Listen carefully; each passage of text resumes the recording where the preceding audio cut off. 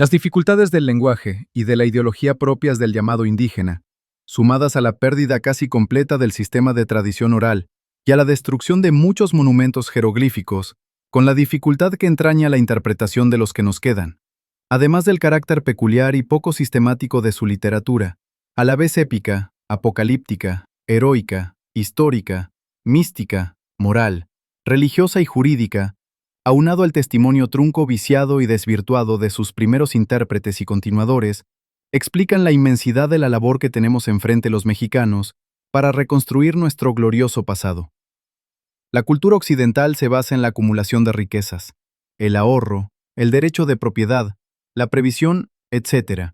en el desarrollo mecánico de su industria, permitiéndole desvincular fácilmente la teoría de la práctica. La cultura autóctona, en cambio, tuvo que ser de esfuerzo individual y colectivo, con predominio del elemento social, actuando el hombre en función de la colectividad y sometido a sus designios, y no como ente independiente. Su ciencia, muy desarrollada, pero empírica, estaba limitada a la observación experimental, y por ende profundamente apegada a la naturaleza humana, vegetal y animal. Los masehuales de la tierra, nacidos para el trabajo a beneficio propio de la comunidad entera, arraigados a la tierra y absortos en el trabajo agrícola, no intervenían en las funciones políticas. Lo más probable es que los mayeques fuesen descendientes de los primitivos habitantes de la región, sujetos al trabajo agrícola por familias privilegiadas, pues aquellos, al igual que los colonos advenedizos, solo pagaban tributo a los poseedores de la tierra, sin tener obligación de pagarlos al tlatoani, en tanto que los pili, hijos del linaje, digamos ciudadanos del calpuli, daban tributo a su jefe el calpulec, como ciudadanos, y al jefe del señorío preponderante como precio de su autonomía y tranquilidad. Fuera del tributo y de la realización de sus faenas comunales, no pesaba sobre los masehuales ninguna obligación con respecto a la administración pública, pudiendo dedicarse de lleno a sus labores rústicas. Como resultado inmediato de este sistema, podemos apreciar una mejor distribución que en la actualidad de la población sobre la tierra cultivable, pues establecía una densidad demográfica uniforme, que permitía a la vez la ocupación de lugares apartados, aunque tuvo el defecto de ser demasiado localista, pues impedía la fusión racial, lingüística, religiosa y jurídica, a cambio de una autonomía relativamente débil. Esta situación, aunque de escaso valor aparente para nosotros, sin embargo explica el profundo arraigo del campesino llamado indígena a la tierra, su indiferencia por la forma del gobierno del Estado, que contrasta con su apego a la política local, de tantas consecuencias para el desarrollo de la vida social del pueblo mexicano. Tanto más interesa conocer a fondo las bases de esta organización local agraria, cuanto que explica los problemas que surgieron después con el régimen implantado por los reyes de España, del que procede directamente, a través de muchos desatinos, nuestro actual sistema de derecho agrario y, en parte, nuestra deficiente organización municipal. Los pueblos autóctonos estaban organizados sobre la base y reconocimiento de las autonomías locales de municipios rurales, cuyas características fueron la autosuficiencia de recursos económicos y la autonomía jurídica, política y religiosa de cada uno de ellos. En efecto, la organización del calpuli tuvo por base las necesidades económicas de la población y la comunidad de intereses locales de los diferentes grupos poseedores de la tierra. Sus atribuciones corresponden a las de nuestros municipios: la seguridad pública con sus topiles, la justicia impartida por sus tecuctlis, la realización de los diferentes servicios públicos ejecutados por comisiones vecinales,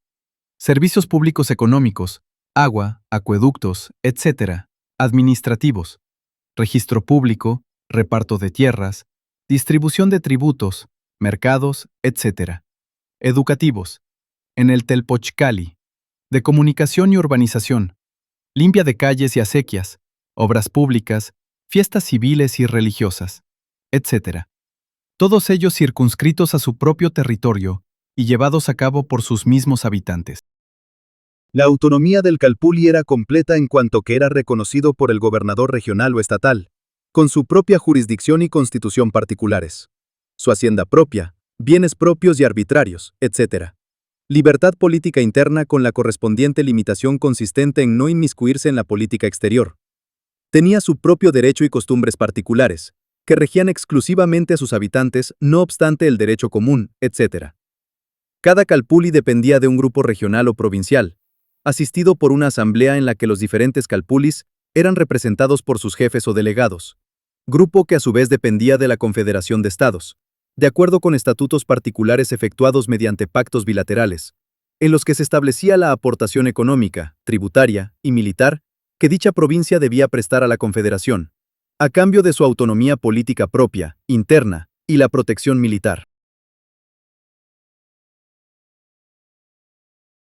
Como la organización del Calpulli perduró, aunque con otros nombres, durante la época novohispánica a través de las comunidades y repúblicas de así llamadas indígenas reconocidas por los reyes, y durante la independencia, en dichas organizaciones y municipios rurales, el Calpulli representa en nuestra historia una tradición viva y continua de nuestro sistema federal en uno de sus elementos fundamentales. A pesar de la eclipse parcial que, con las desafortunadas leyes de desamortización de bienes de las corporaciones civiles, del 25 de junio de 1856 y del 12 de julio de 1859, despojaron al municipio de sus bienes, pero que gracias a las revoluciones agrarias como la zapatista, vinieron como reacción a reivindicar nuestra tradición. Sin embargo, la restauración del municipio libre ha sido incompleta. Podemos comprobar que dos grandes principios regían las actividades del Estado mexica, independientes entre sí, pero en constante relación y armonía. 1. El principio organizador, o sea, la preparación de la decisión, que llamaremos poder organizador o administrativo. Y 2. Su cumplimiento o ejecución, poder ejecutivo. Se trata de dos grandes jerarquías, o poderes, que operan en tres momentos: preparación, decisión y ejecución. El poder organizador sienta sus bases en el pueblo, asciende en escalafón, en el que impera una administración centrípeta que culmina en el Tlatocan y el Cihuacóhuatl, en los que se une al otro poder, mediante la decisión en la que interviene el Tlatoani, que tiene en sus manos ese poder de ejecución que va de la cúspide al pueblo. Por ello se observa que, si en el poder administrativo, femenino, del Cihuacóhuatl, intervienen en forma centrípeta, sin privar ninguno, tanto el orden militar como el religioso, económico, educativo y tradicional o jurídico, en el segundo dominaba el poder de ejecución, centrífugo, en manos del Tlatoani, poder masculino y representativo,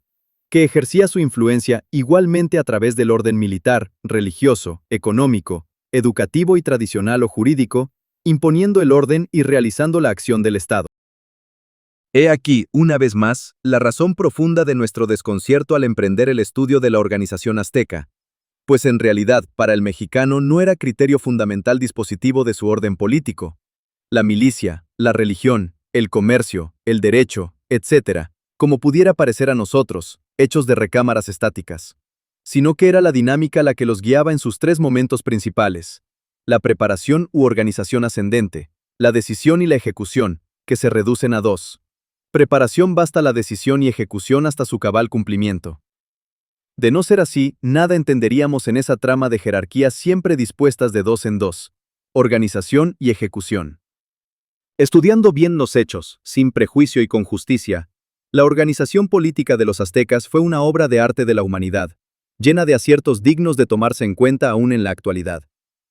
Desgraciadamente, muchos autores, impresionados por apariencias deleznables, o movidos por falsas tradiciones difamatorias de lo nuestro, fingen ignorancia o miran con desprecio nuestro patrimonio, por muchos conceptos admirables. Desde los niños recién nacidos hasta los soberanos del Estado, dos grandes jerarquías combinadas con la jerarquía de las familias soberanas realizaban la actividad del Estado. Ambas jerarquías contribuían con los dos poderes, administrativo y ejecutivo, del Estado, pero una pretendía llegar al gobierno por medio de los conocimientos, el estudio, la abnegación y el esfuerzo, sometida a una autoridad hereditaria y, como tal, reconocida y aceptada, la del Cihuacóhuatl, y la otra jerarquía, que se escalaba por medio de la pericia, la fuerza y el denuedo, adecuada para la ejecución, estaba sujeta por razón misma de su carácter a una autoridad electa y por ello, consagrada, oficialmente reconocida, que por su prestigio la igualaba. El poder administrativo partía de la distribución demográfica, calpulis, parcialidades, barrios, a través de las jerarquías escolares, Calmecac y Telpochcalis, económicas, tributarias, industriales y comerciales, religiosas, militares, en cuanto a preparación, organización y armamento, y judiciales, desde el Tecuhtli al Tlatocan, hasta llegar al Cihuacóhuatl. El poder ejecutivo parte del Tlatoani a través de sus grandes ejecutores de órdenes, luego los generales, embajadores, pochtecas, etc., para dar cumplimiento con lo ordenado, apoyado por el poder anterior a través de guerreros, sacerdotes, directores de telpochcalis, comerciantes, calpixques, cargadores, etc., en su aspecto activo, hasta la plena ejecución de las órdenes recibidas, trátese de una guerra, de la realización de obras públicas, o de la ejecución de sentencias judiciales, o de la celebración de fiestas, danzas o solemnidades religiosas.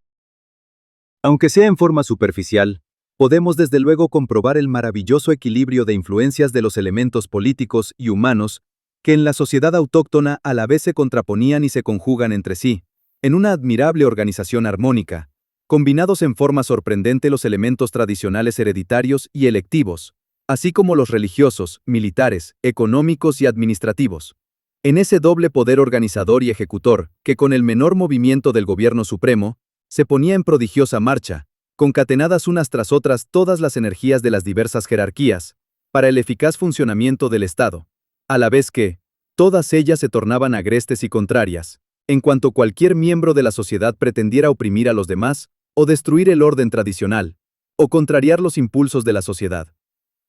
Tratándose de la autoridad suprema, todo tendía a ayudarla, mientras se mostrase eficaz. La muerte de Chimalpopoca es prueba fehaciente de ello.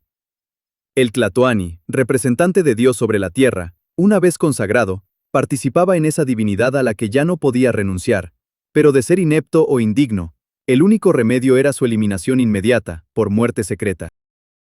Finalmente, por lo que respecta a los miembros de la sociedad, el vestido, las insignias, el lenguaje, las casas, todo escrupulosamente determinado, de suyo indicaban y colocaban a cada individuo, en cualquier momento, en el lugar jerárquico que le correspondía, adquirido principalmente por el esfuerzo personal, sin tolerar ninguna clase de usurpación de poder por vanidad o por abuso atrabiliario de la fuerza. Lo único que explica tal proceder colectivo en todas las organizaciones autóctonas es el criterio indígena, que no tenía un concepto unitario del poder por temor a los caprichos individuales y por respeto a las costumbres. Basado en observaciones biológicas, que corresponden al ideal que se formaron de la vida y que plasmaron en su teogonía. Ometecuhtli, 2. Señor. Viviendo en su cielo del Omeyocan, 2. Lugar, que crea el universo por medio de cópulas entre los dioses. El poder fecundo macho y hembra, doble, que es el más natural. Sobre todo si se piensa que el elemento básico de la sociedad no es el individuo, sino el grupo, la familia. Y ésta, en su constitución misma, no tiene por base a un individuo, el padre o la madre, sino que ambos son necesarios.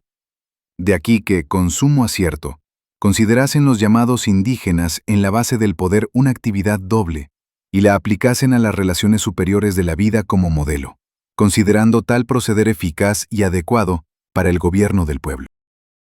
Hasta la fecha, en las familias llamadas indígenas, podemos comprobar que el poder en la economía doméstica está distribuido y compartido por reglas ancestrales entre el padre y la madre, los hijos varones y las mujeres. El Tlatoani, poder macho, preponderantemente ejecutivo, pero siempre cabeza o jefe, que es equivalente, de familia, se completa con el poder hembra del Cihuacóhuatl, madre de los mantenimientos, encargada de nutrir a sus hijos, organizar la producción y disponer de los beneficios que reportan las ganancias del macho. No hay que considerar este concepto a través de los prejuicios occidentales, que casi reduce la moral a una reglamentación religiosa escrupulosa, o sea, que miran el matrimonio como mero vínculo sexual aprobado por la Iglesia. La organización militar que requiere toda la fuerza bruta del hombre, y el poder económico religioso administrativo que necesita de toda la constancia y cuidados indispensables para su desarrollo, propios de la perseverante y abnegada habilidad de la mujer, pero íntimamente ligados entre sí en constante unión, cuyo símbolo es la cópula. Una vez más descubrimos otro criterio natural de la organización llamada indígena, que debido al exceso de lógica verbal, muchas veces escapa a nuestra mente, pero que para ellos, más atentos que nosotros a las disposiciones de la naturaleza, supieron captar y poner en práctica con excelentes resultados. A diferencia del espíritu europeo, que seguía por ideales con obstinación, el llamado indígena persiguió arquetipos, lo que no es lo mismo, pues los ideales son los hechos según estimamos que debieran ser. Los arquetipos son los hechos según su ineluctable realidad.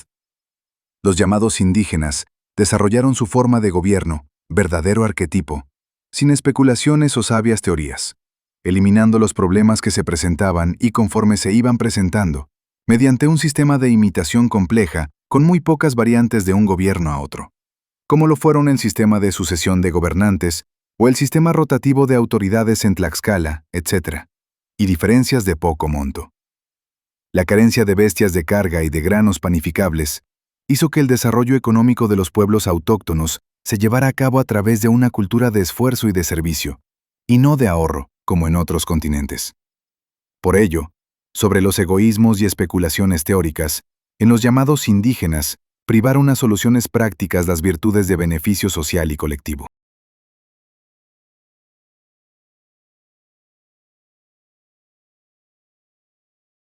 El derecho autóctono presentó ante todo las características propias de un derecho consuetudinario clásico y adecuado a la idiosincrasia de los pueblos que lo desarrollaron.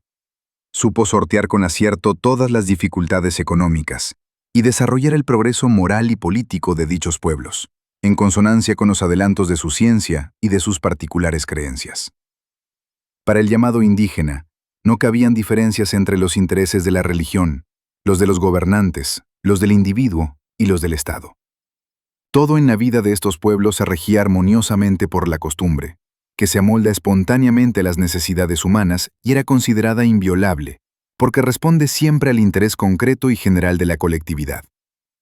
El respeto a la tradición, considerada apta para resolver todo problema, y el deseo de conservar el orden tal como está, porque confiere la tranquilidad social y el desarrollo del grupo, constituyen el fundamento del derecho autóctono, dando por sentada la existencia de gran cantidad de normas prácticas inmemoriales, inalterables y espontáneamente observadas, porque nacieron y se desarrollaron con la humanidad, por lo que también ningún hombre lo puede ni crear ni alterar.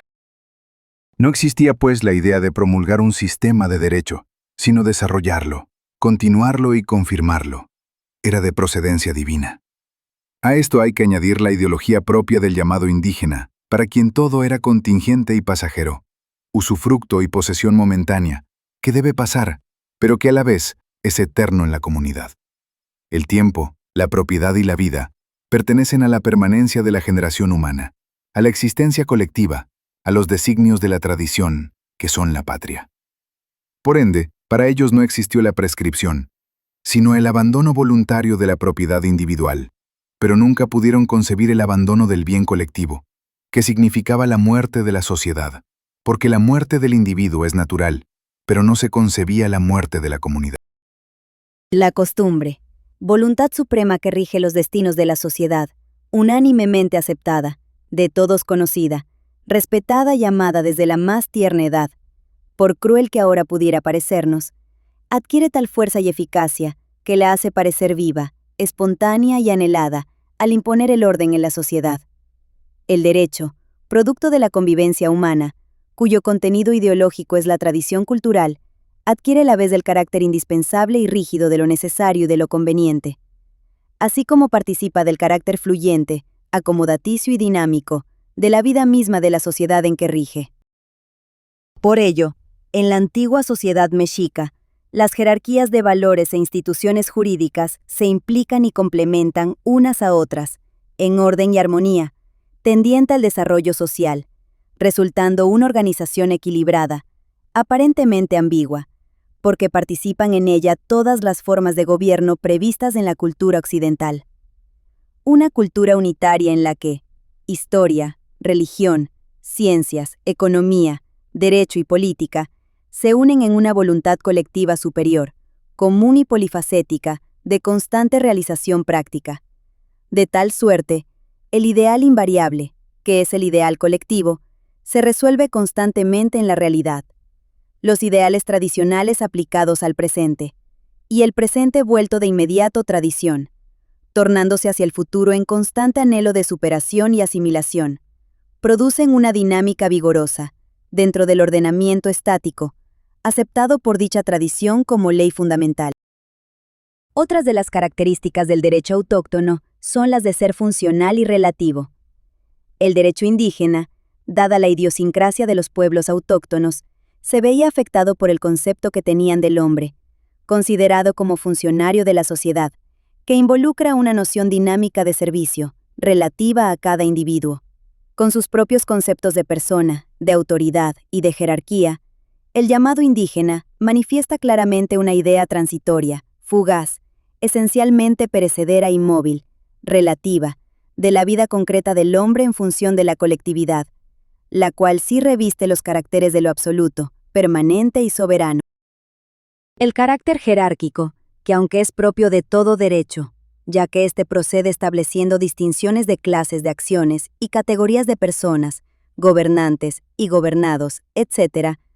se distingue en el derecho autóctono porque tiene la virtud de reducir a su mínima expresión aquella abstracción tan deslumbrante como ridícula de la igualdad de todos ante la ley, que sigue siendo, en la actualidad, uno de los principios de desasosiego humano y de injusticia, que se comprueba con la presencia de regímenes tutelares de obreros y con el nacimiento de dictaduras del proletariado. En el derecho autóctono se aceptaba el principio jerárquico de las costumbres, pero el carácter relativo de la ley, siendo más estricta con quienes más poderes tenían, hacía que se estableciese un régimen de verdadera justicia inmanente, individual y colectiva. A diferencia de los principios del derecho colonial europeo, basado en el despojo, la usurpación, que son negación del derecho, y el reconocimiento del derecho de la fuerza, el derecho autóctono, en cambio, vinculado por alianzas matrimoniales al derecho supremo de los pueblos soberanos de la altiplanicie, hizo que los mexicas se considerasen herederos legítimos, huehuepipiltin, de esa relación de poder que es la soberanía, y no por vía de conquista, como vulgarmente se cree. Este doble carácter fundamental de derecho, por una parte basado en la economía, lo útil, lo oportuno, y por otra en la moral enseñada y vivida por los ancianos, la tradición de los padres, lo recto, nos manifiesta el grado de adelanto y objetividad de los mexicas en la ciencia política, que no consideraron al derecho como algo teórico, abstracto y estático, sino en su aspecto dinámico y verdadero. La primera fuente de inspiración del derecho entre los llamados indígenas era la observación y la experiencia, maestra de la vida, no solo aplicadas a la naturaleza, sino también al humano proceder. Este doble carácter fundamental del derecho, por una parte basado en la economía, lo útil, lo oportuno, y por otra en la moral enseñada y vivida por los ancianos, la tradición de los padres, lo recto, nos manifiesta el grado de adelanto y objetividad de los mexicas en la ciencia política, que no consideraron al derecho como algo teórico, abstracto y estático, sino en su aspecto dinámico y verdadero. La primera fuente de inspiración del derecho autóctono era la observación y la experiencia, maestra de la vida, no solo aplicadas a la naturaleza, sino también al humano proceder. El derecho, en armonía con la religión, la ciencia, las costumbres y la historia, era el principal vehículo para producir ese convencido sentimiento de unidad de destinos en los miembros del Estado. A mayor abundamiento, la enseñanza encaminada al conocimiento y a la práctica del derecho contribuía poderosamente a formar el hábito de bien y la disciplina en el hombre, a beneficio de la colectividad. Con el conocimiento se crea la fe en el derecho, y ésta se traduce en convencimiento y voluntad firme de realizarlo o cumplirlo sin mayor averiguación. El derecho autóctono no puso el acento sobre el régimen de las cosas, ni se fundó sobre categorías abstractas y un tanto deshumanizadas del mismo, sino que puso el acento sobre la naturaleza misma del hombre. Para los mexicas, la dinámica de la tradición fluyente de la colectividad es lo estable, lo que queda, lo que permanece. Por eso se presenta comprensivo, respeta las autonomías e instituciones humanas, elástico, flexible, se adapta a toda situación de hecho que pudiera surgir, y humano, porque fue creado esencialmente por el hombre, en el hombre y para el hombre, sin mayor justificación que la observación de su naturaleza y la actitud asumida por él a través de la tradición en la historia. La antigua organización mexica corresponde a un arquetipo de derecho constitucional consuetudinario, de una federación de regiones y señoríos, supeditada a una confederación de estados independientes entre sí, pero íntimamente unidos en el ejercicio del gobierno. La organización particular de dicho estado era constituida por dos grandes jerarquías o poderes, el poder administrativo y el ejecutivo, supeditados al Gran Consejo del Tlatocan de los 12 principales, y a dos soberanos, uno hereditario y otro elegido en el reino de una vasta familia de gobernantes. Tramadas a estos dos grandes poderes e íntimamente ligadas entre sí, aunque separadas por razón de sus particulares cometidos, diversas jerarquías realizaban administrando y ejecutando las actividades propias del Estado. Tales jerarquías eran la tradicional del pueblo, a través de sus agrupaciones de familias, parcialidades y calpulis; la jerarquía educativa, supeditada al sacerdocio y a la milicia; la jerarquía religiosa, dirigida por dos sumos sacerdotes; la jerarquía mercantil, pochteca, sometida a dos grandes jefes comerciantes; la jerarquía económica de gremios y de tributos, dependiendo directamente del cihuacóhuatl; y la jerarquía ejecutivo-militar, dependiente del tlatoani, gran ejecutor de órdenes de toda índole, judicial, obras públicas, información, diplomática, orden, pacificación, guerra, etc. Puede observarse en esta organización, esencialmente dinámica, la existencia de todos los elementos fundamentales de un federalismo clásico, desarrollado a un grado de extraordinaria perfección, ya que dicho sistema realizó en su tiempo y en su medio los grandes propósitos y anhelos que persigue la ciencia política moderna, encontrando solución adecuada a todos los problemas que entonces se presentaron. La unidad total era realizada a la vez por una administración fiscal federal, o sea, que no era uniforme, sino que dependía de los pactos celebrados por cada región con el Estado y en atención a los productos y riqueza de cada región, por una organización de tribunales y por una organización ejecutiva para la realización de las órdenes dadas por la autoridad. Sobre estas competencias diversas, calpulis, regiones, instituciones y Estado, estaba otra de carácter interestatal que tenía injerencia en ciertas materias sobre todo el país, se tomaban las decisiones en asamblea y era ejecutor uno de los tres grandes ejecutores, tlatoani, de cada estado de la Confederación, debiendo cooperar todos con él. El de Texcoco regía en materia legislativa y obras públicas;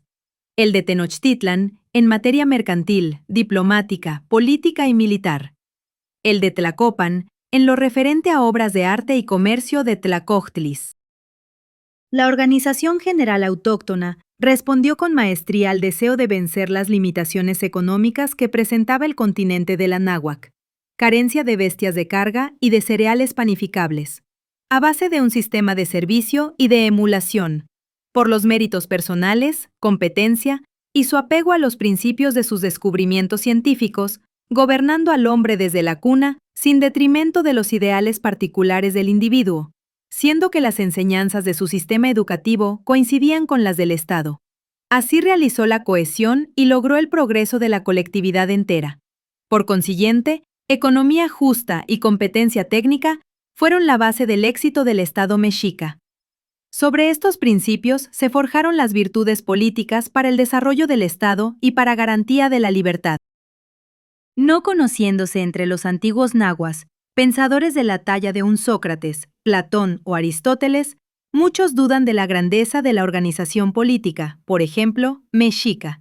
Y es porque no se percatan que tal organización no fue fruto de uno o varios hombres, sino de una cultura integral, es decir, de toda la actividad humana guiada en forma coherente por principios biológicos, observados en la naturaleza misma del hombre, y desarrollada de un modo integral, o sea, tomando en cuenta al hombre en su conjunto, y no por fracciones o compartimentos, como sucedió en la cultura occidental.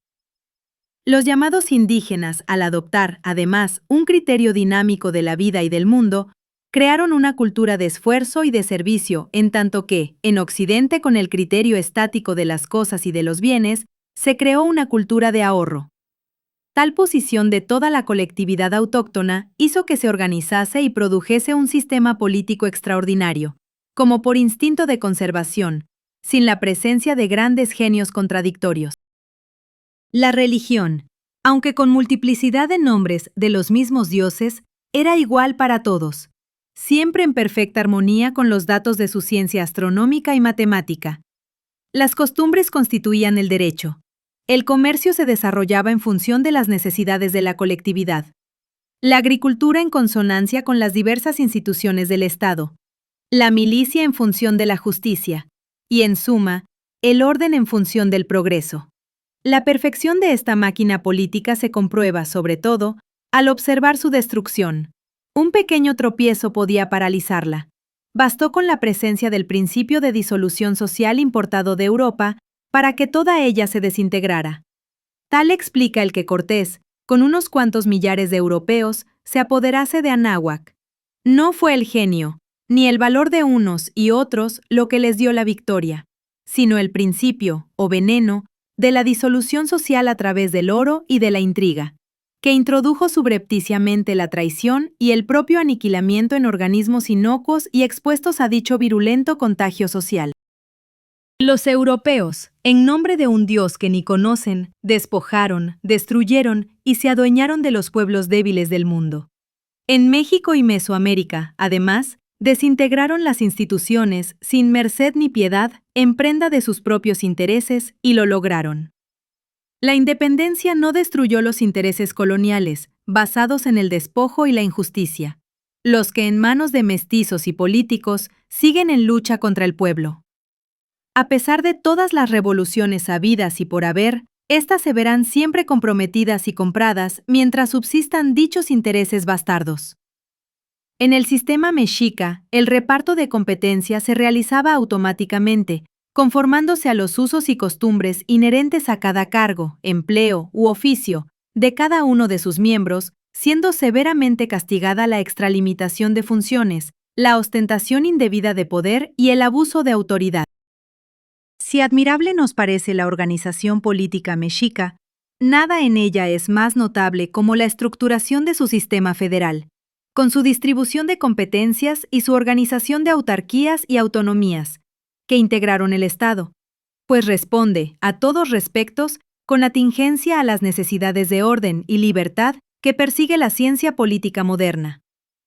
En este sistema, desde su base económica y política, en el Calpulli, con la forma de reparto de los frutos de la tierra, de organización colectiva del trabajo y de distribución demográfica, se ven combinados dos métodos del federalismo regional con los del centralismo institucional, por actividades, respetando la autarquía económica y la autonomía política del grupo. Siendo el Calpulli municipio autóctono, autárquico y autónomo, trae por consecuencia evidente la autosuficiencia económica en general y la existencia de pluralidad de legislaciones locales, que dan margen al estatuto personal, a la flexibilidad de la ley común, produciendo el federalismo de leyes.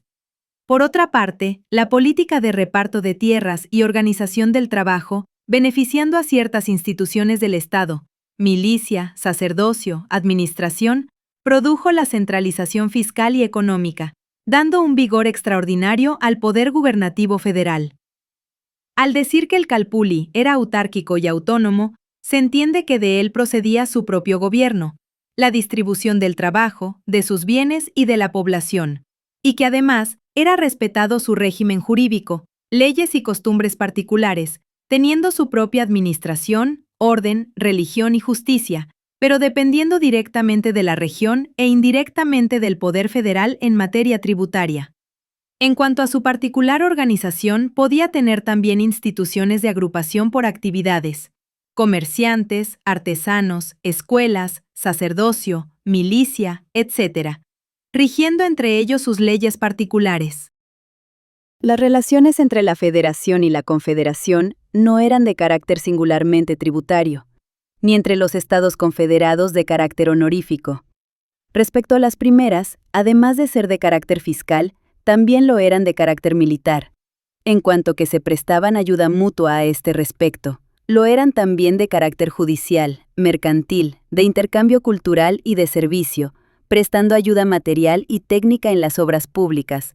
cooperando y participando en los grandes festejos y ceremonias públicas, peregrinaciones, donativos voluntarios a los tlatoanis, ofrendas a los dioses y sacerdotes, y en todos los actos que constituyen el mestizaje de costumbres y veiveas. En cuanto a las relaciones de los estados confederados entre sí, hemos visto también que no solo eran de carácter honorífico, sino fiscal, militar, político, de obras públicas, mercantil, artístico, educativo y, en general, cultural. A pesar del absolutismo teórico castellano, el regionalismo siguió latente en México, debido a la falta de comunicaciones y a la fuerza de la tradición llamada indígena. Los grupos alejados de los grandes centros de población siguieron en gran parte practicando sus costumbres originales como hasta la fecha lo hacen. Del federalismo fiscal y político de los pueblos originarios se pasó a un racismo absolutista español, con un sistema de castas en el que los peninsulares, castellanos y cachupines gozaban de todo privilegio, en detrimento de la población dividida en razas y castas, lo cual contribuyó a acentuar, en la práctica, el regionalismo antes señalado, a pesar de la tendencia uniformizadora del absolutismo de los gobiernos virreinales. La tradición autóctona sirvió de base a la incipiente organización fiscal colonial, la que confirmó, con el vigor de la economía, dicho regionalismo.